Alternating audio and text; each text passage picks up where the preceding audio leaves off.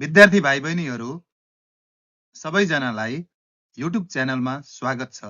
विशेष गरी आधारभूत तह परीक्षा कक्षा 8 को सामाजिक अध्ययनको नमुना प्रश्नपत्र आज तयार पारेर त्यसको उत्तर समेत दिने प्रयास गरेको छु र आज मैले भक्तपुरमा सञ्चालित परीक्षाको प्रश्नपत्र लिएर आएको छु र त्यसको उत्तर समेत दिने प्रयास गरेको छु।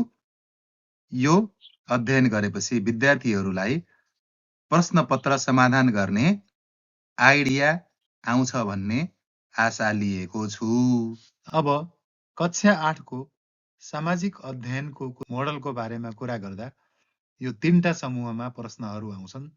समूह क मा 1 मार्कको एउटा प्रश्न, जम्मा जम्मी 9 वटा प्रश्न, अनि समूह क मा 9 पूर्णाङ्कको आउँछ भने त्यस्तै समूह ख मा एउटाको 3 मार्क्स र जम्मा 7 वटा क्वेशन आउने हुँदा 21 मार्क्स 21 मार्क्सको हुन्छ।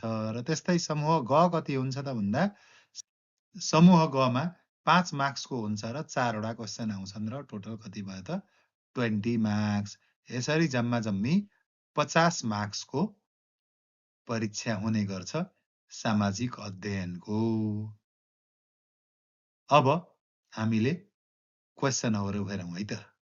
अर्को स्लाइडमा समाजको चित्रण बाई पाण्डे सर।